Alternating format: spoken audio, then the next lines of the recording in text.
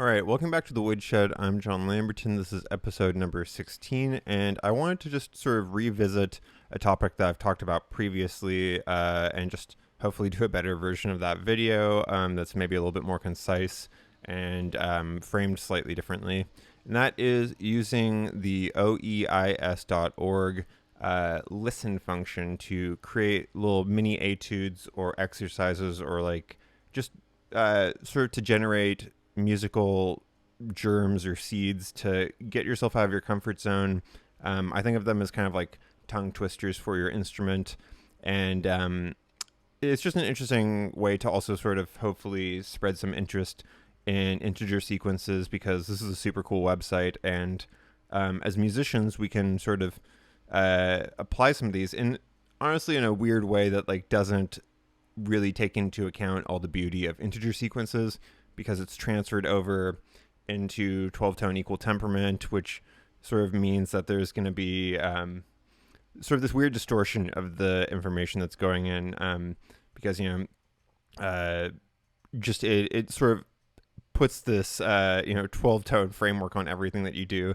But in any case, it's still a nice way to just sort of easily generate some cool stuff to fiddle around with. And definitely is a cool way to get yourself out of your comfort zone. So let's get into it. What you're going to do is start off by just heading over to oeis.org. So this is also known as Sloane's, by the way, because of Neil Sloane, who's the guy that founded it. And there are bazillions, I don't know how many there are, but there are tons and tons of integer sequences here that people will submit. And so, you might go to browse. Or, for instance, if you have one in mind, like, everybody knows the Fibonacci sequence, one, my history here is searching for different sequences, 1, 1, 2, 3, 5, 8, 13. So you search, oh, cool, Fibonacci numbers, f of n equals f of n minus 1 plus f of n minus 2, with f of 0 equals 0 and f of 1 equals 1. Cool. So that's that. Now, instead, let's, here's all the documentation on the Fibonacci sequence here, and some other ones that are related. But actually, you can go to browse. There seem to be some interesting ones here to fiddle with. But at the end of the day, it doesn't matter what the sequence is, because it's not going to really translate once you put it into 12 tones. It's just going to be mapped onto whatever sort of parameters you put. So this is just a nice way to sort of get some arbitrary information to filter out onto your instrument. So if instead you go to browse, so n is the a of nth positive integer having its digit sum. I don't know what that means, but it's attached to your camera for some reason. So it stops next sequence. Cool. A of 1 equals 1 for n over 1, and a of n equals min m over n of m has the same prime factors as n ignoring multiplicity. I don't know what that means, but let's graph it. So you can do a few things. You can graph, you can have it listed out. So this is a cool one. I recorded a first attempt of this video, and everything that I was getting was boring. But so you get this sort of like comb structure here when it comes out plotted just sort of like in the normal way, linearly. And then as a logarithmic scatter plot, you get this wacky sort of thing here. And this is what a lot of them end up as. Some of them will get a sort of boring slope, and then it will like have to be put in terms of logarithmic scale to just have it be of any interest, because when you look at it linearly, it's not interesting. So we'll keep this one on hand because this is cool. But let's just open a new window with browse again. So this will probably be interesting. So numbers k such that k raised to the second power plus k plus 1, k raised to the third plus k plus 1, and k raised to the fourth plus k plus 1 are all prime. So graph again. So this is what I'm talking about, where it's like you get this kind of jagged ascending mountain type thing, and then you put it doesn't look like this is a logarithmic necessarily, but you get the scatter plot, and it's essentially just a straight line.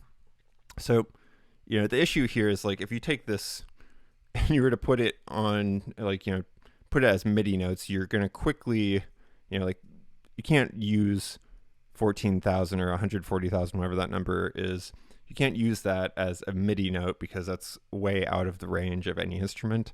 So this is where we get to using sort of like a reasonable range on your instrument and knowing what your instrument's range is going to do in terms of MIDI numbers. So for me, with a 7-string guitar, I will put 35 as my sort of displacement. So there's no number that ever goes below 35. And then the next thing that we worry about is the modulo or the modulus. I'm not sure which one it is, but that's basically sort of when you wrap back around. So it's like a clock where, if you say 15 o'clock, then that essentially means 3 o'clock, like 3 p.m.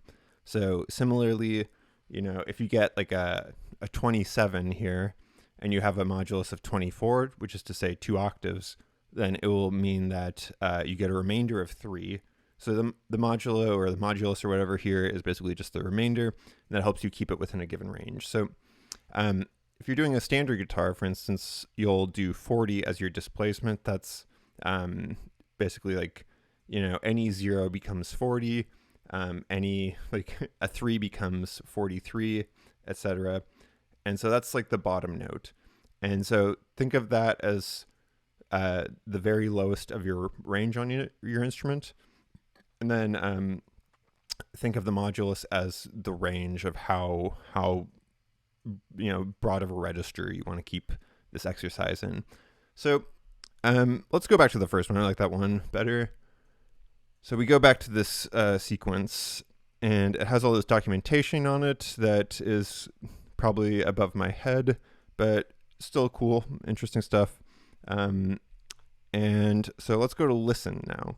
We get this little calculator-y type thing, this like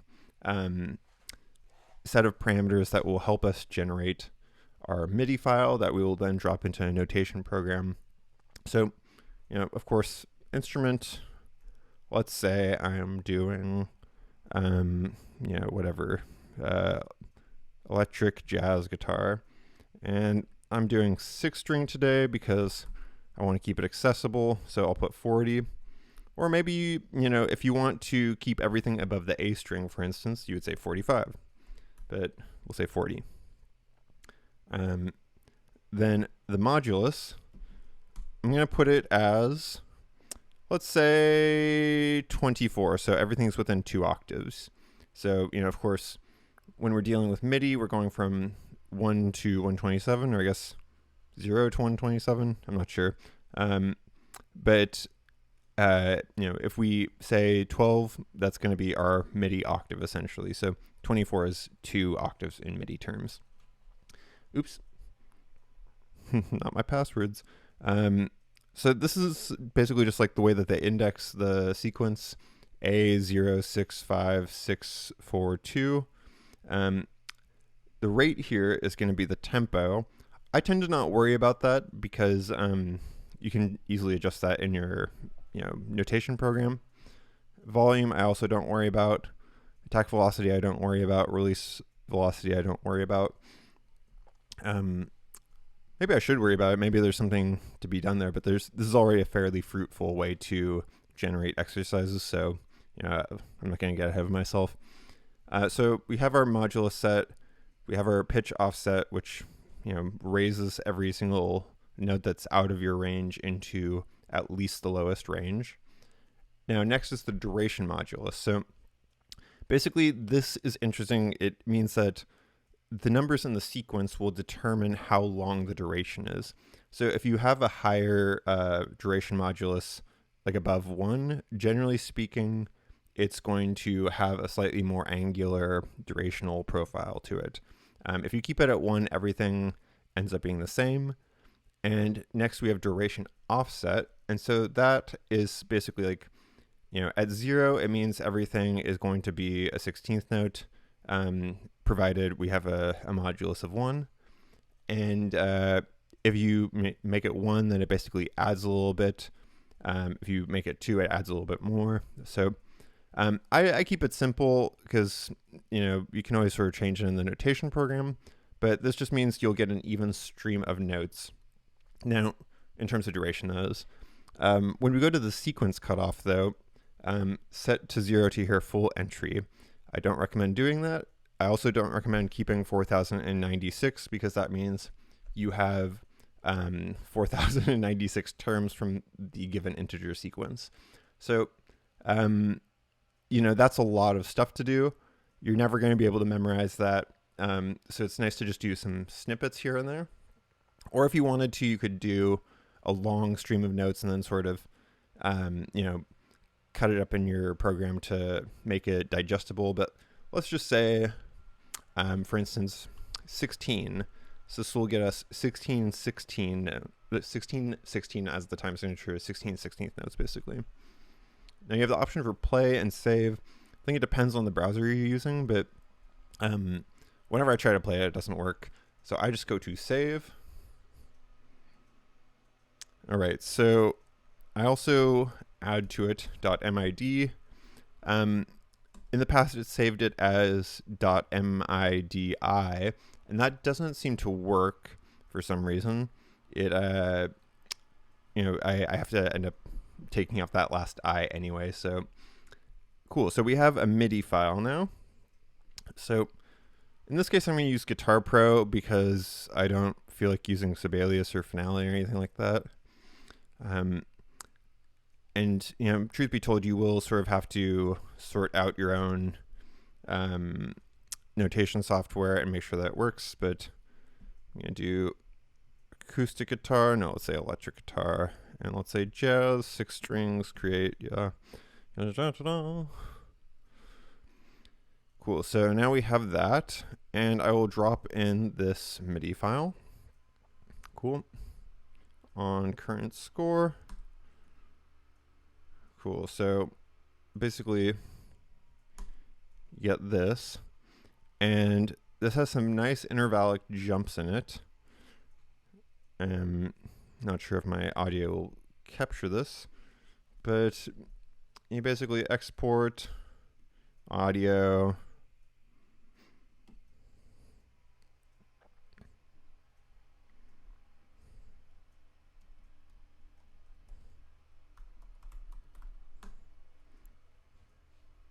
Cool.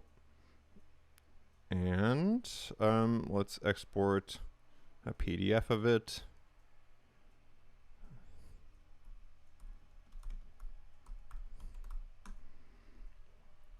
Cool. So now we have, we have an exercise to learn on the guitar. And it put in tabs here. You don't have to have tabs if you are part of that religious sort of mindset. And so now you have an exercise that, who else is going to come up with this? Because it's kind of all over the place. You have no sense of what the tonality is, although it looks kind of F minor-y. Yeah, it's kind of F harmonic minor all the way through. So actually, if you wanted to, look at it and see what comes up, you might say, let's make this F minor. Oops. Yeah, so you get just that E as the only accidental in there. Everything else is going to be normal within F minor. And so now we have a cool kind of intervallic finger twister of an exercise that gets you out of your comfort zone. And so here's what that sounds like.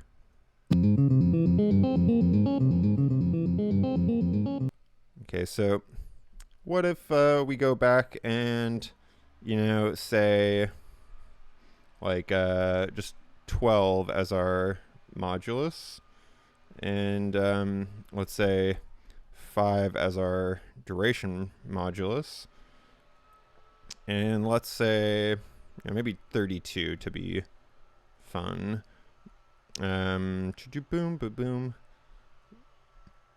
and hell, let's put it on 7-string guitar, make it distortion guitar, because we're heavy here.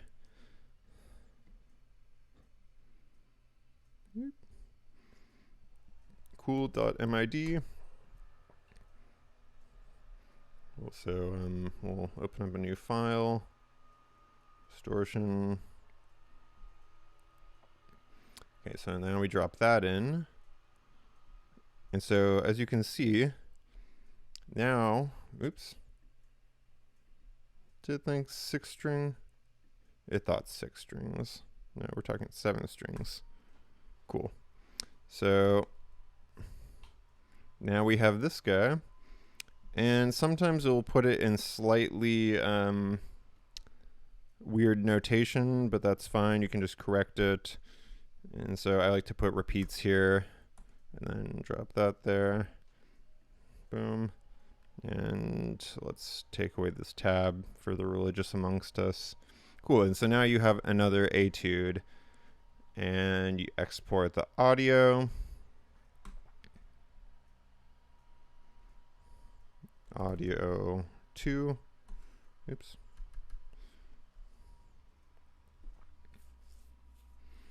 Cool. And we export PDF. PDF number 2. I'm not good at naming files apparently.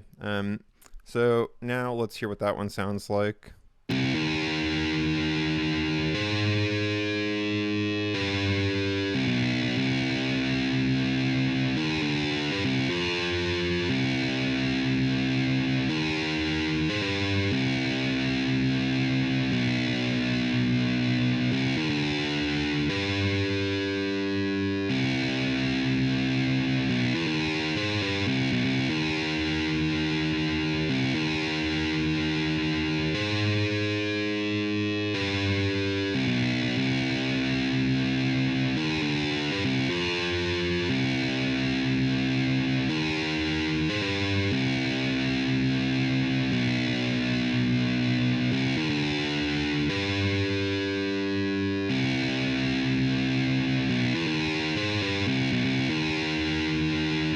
Cool. So, of course, this goes without saying that you can basically just sit here going through any of these, and they all kind of have different vibes about them. Like, there's that guy. Some of them don't have a huge amount of terms.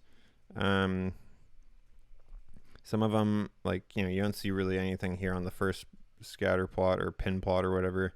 Second one, you have this almost regularly ascending mountain. Ooh, elimination process. That's my stuff. Graph.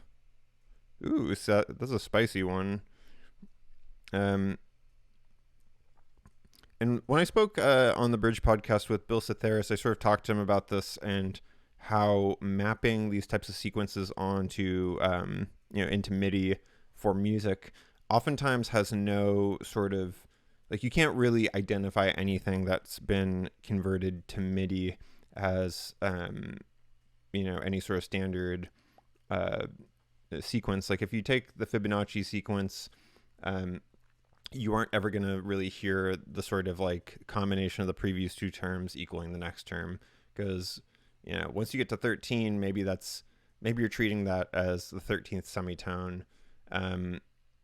And maybe you aren't. Maybe you have it with a modulus of 12, and if you do that, then it's going to be a 1, and so that means that you no longer hear that sort of proportion. You don't the way that you would see Fibonacci numbers increasing in size sort of geometrically. You won't hear that geometrically if you have the modulus there, and if you don't have the modulus there, so you would hear instead of the size of the number growing geometrically in some way, instead it increases in pitch, then it becomes very sort of non-musical very quickly because you're getting into such a high register that just seems unnatural to play.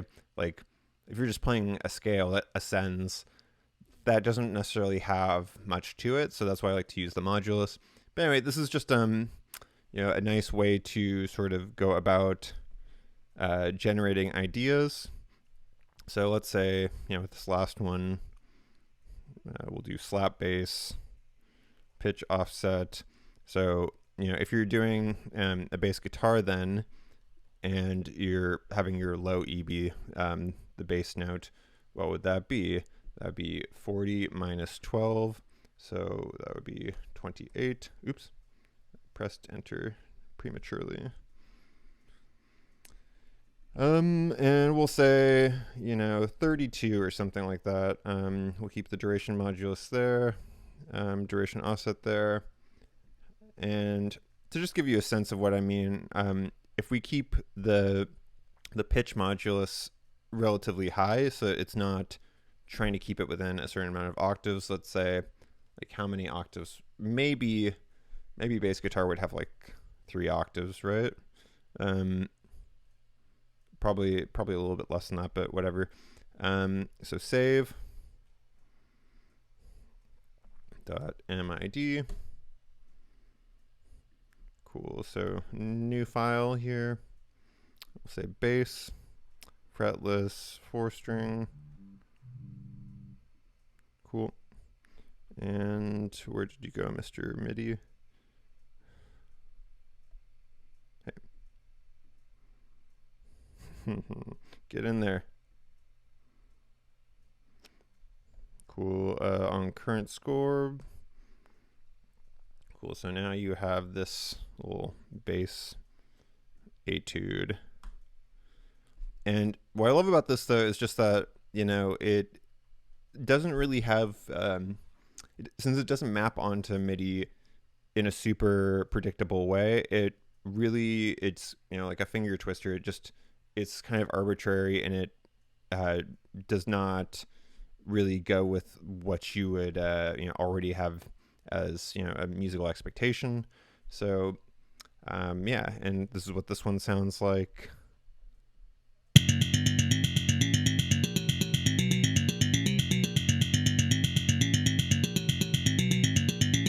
Anyway, that is the online integer sequence encyclopedia, aka Sloane's. Hopefully this has inspired a little bit of interest in integer sequences, or sort of appropriating mathematics for our bastardized mathematical world of music. And thanks for watching. This has been the Woodshed, and if you want to support videos like this, head over to the Patreon, patreon.com/Lambertronics, and thanks for watching. Bye.